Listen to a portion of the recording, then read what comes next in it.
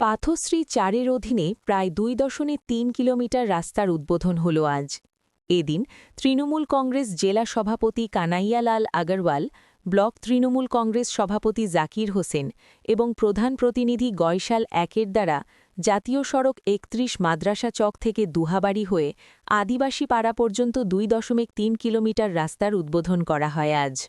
কত কাজ ওনারা করিয়েছেন এলাকায়, কিন্তু মোদী সরকার দেখলো যে পশ্চিমবাংলা তো আর বিজেপি ভোট পাচ্ছে না, তো ১০০ দিনের কাজের টাকা বন্ধ করে দাও, রাস্তাঘাটের টাকা বন্ধ করে দাও, জলের টাকা বন্ধ করে দিয়েছে।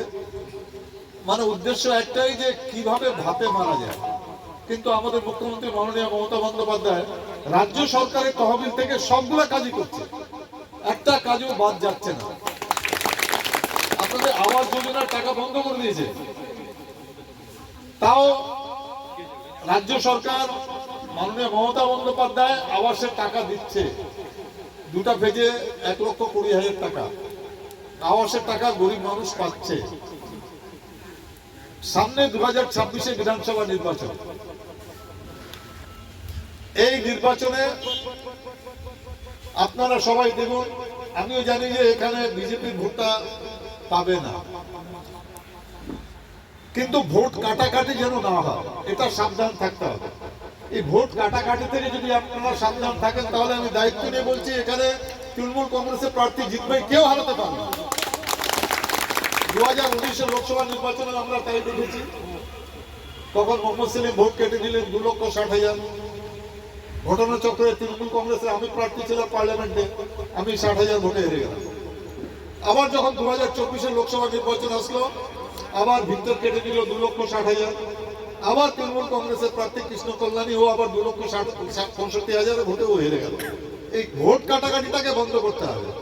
এবার আবার মুর্শিদাবাদ থেকে একজন নেতৃত্ব মানে এমএলএ তৃণমূলের 2019 বিজেপির ক্যান্ডিডেট যে ছিল, উনি আবার বিজেপির প্রার্থী ছিল 2019 লোকসভা নির্বাচনে। হুমায়ুন কবির নাম এতদিনে আপনারা সবাই শুনে নিয়েছেন। ও এখন এই ভোট কাটাকাটির খেলায় নেমেছে। যে লোকটা নিজে 2019 সালে বিজেপির লোকসভা প্রার্থী, তার কাছে এর চেয়ে বেশি আর কি আশা করা যায়। কালকে আমাকে একজন সাংবাদিক জিজ্ঞেস করছিল, মিম সংগঠন করছে, এখানে ব্লকের সংগঠন করছে। আমরা ওদেরকে জিজ্ঞেস করেন যে ওরা কি চাচ্ছেটা কি, ওরা কি বিজেপিকে জিতাতে চাচ্ছে? নিজের উদ্দেশ্যটা তো পরিষ্কার বলবে। যে কোনো দল যখন একটা সংগঠন করে তখন তো একটা তার টার্গেট থাকে। তো আজকে মিমের টার্গেটটা কি আছে? ওরা তো জিততে পারে, যা পঞ্চায়েতের মেম্বার পর্যন্ত দাঁড়ানোর মতো লোক নাই, যেটা হারা তো পরের কথা। সে তো নিশ্চয়ই তার কোনো উদ্দেশ্য আছে দাঁড় করানো। সে একমাত্র বিজেপিকে জেতানোর উদ্দেশ্য নিয়েই আসছে। এই কথাটা বলার জন্যই আমরা আজকে এখানে এসেছি। কালকে গতকাল এসআইআর দেখলেন, যে জিনিসটা মাননীয় মমতা বন্দ্যোপাধ্যায় করেছে নজিরবিহীন। এরকম কোনোদিন হয়নি যে একজন মুখ্যমন্ত্রী একজন সাধারণ লোক হয়ে নিজে কেস ফাইল করে সুপ্রিম কোর্টে লড়ে বলছে যে ইলেকশন কমিশনের উদ্দেশ্যই হচ্ছে ভোট কাটা। আমরা এর আগে অনেক নির্বাচন হয়েছে, ভোটার লিস্টে নাম উঠেছে। উদ্দেশ্য কি ছিল? ভোটার লিস্টে নাম উঠাতে হবে।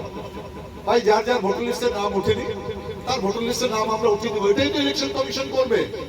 এবার প্রথমবার ইলেকশন কমিশন তৈরি হয়েছে যে কি করে ভোট থেকে নাম কাটা যায়। এই ইলেকশন কমিশনটা কিভাবে তৈরি হয় সেটা আপনাদের জানার দরকার আছে।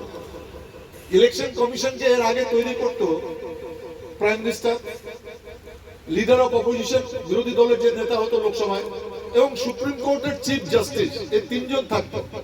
এই তিনজন মিলে ঠিক করতো যে নির্বাচন কমিশনে কারা কারা থাকবে।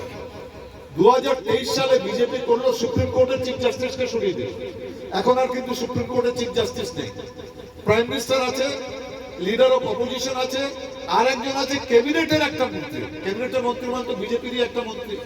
তাহলে দুটা তো মেজরিটি হয়ে গেল। এরা দুইজন মিলে যাকে ইলেকশন কমিশন বানায় দেয়, তারাই কিন্তু ইলেকশন কমিশনে চলে আসে। আর এই ইলেকশন কমিশন প্রথম থেকে একটাই উদ্দেশ্য, কি করে পশ্চিমবাংলায়, যেহেতু বিহারে অনেক ভোট কাটাকাটি করে জিতে গেছে, আমাদের মুখ্যমন্ত্রী মাননীয় মমতা বন্দ্যোপাধ্যায়, আমাদের দলের সভানেত্রী এবং আমাদের সভাপতি সাধারণ সম্পাদক অভিষেক বন্দ্যোপাধ্যায় কিন্তু এই চালাকিটা ধরতে পেরেছিল। চালাকিটা ধরতে পেরেছিল বলে আপনাদের প্রত্যেকটা বুথে BLA 2 আছে, এখনো BLA 2 আছে। সে BLA 2 কিন্তু আপনার কাছে গিয়ে গিয়ে ফর্মুলা ফিল আপ করেছে। আপনাদের ফর্মুলা ফিল আপ করাটাও তো একটা কঠিন ব্যাপার ছিল। বিশাল বড় প্রাপ্তি আমাদের জন্য। আমি ধন্যবাদ দিব।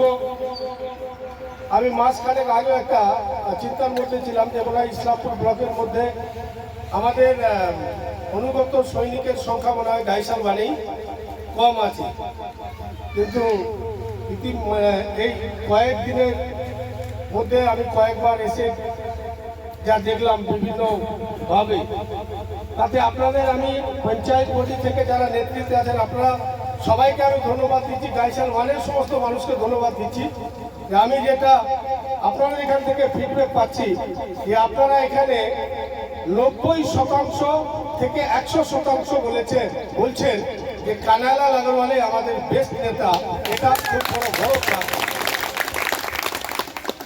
আপনাদের প্রতি আমি ধন্যবাদ কৃতজ্ঞতা জানাচ্ছি।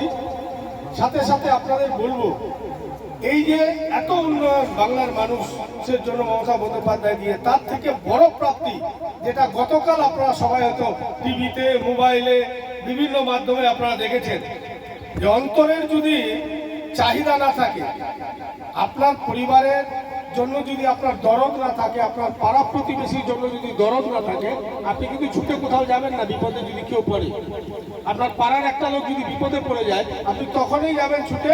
ওর প্রতি আপনার যদি দরদ থাকে, তাহলে বাংলার প্রতি মুখ্যমন্ত্রীর কত দরদ, বলছে সারা ভারতবর্ষে নজিরবিহীন।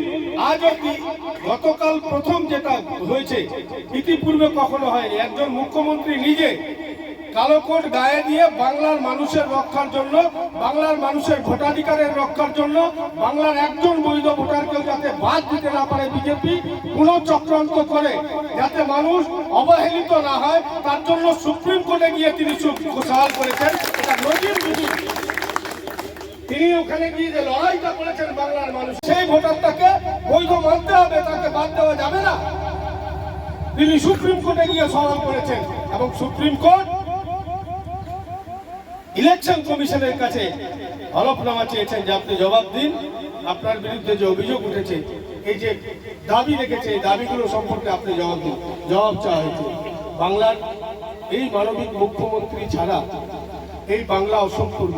তাই আগামী দিনে এই বাংলাকে পরিপূরক রাখতে, বাংলার মানুষের সাথে, বাঙালির সাথে, हम लोगों के वजूद के लिए, हम लोगों के मुस्तकबिल के लिए, हम लोगों को अपने आप महफूज रखने के लिए, बंगाल को महफूज रखने के लिए हम सबों को ममता बनर्जी को और भी मजबूत करना है, बंगाल को मजबूत करना है, अभिषेक बनर्जी को मजबूत करना है और हमारे जिला प्रेसिडेंट कन्हैयालाल अग्रवाल के हाथ को मजबूत करना है। आप सब आने वाले वक्त में इसी तरह हम लोगों के साथ रहकर तृणमूल को और मजबूत करेंगे, यही उम्मीद रखते हैं। सबको बहुत बहुत धन्यवाद।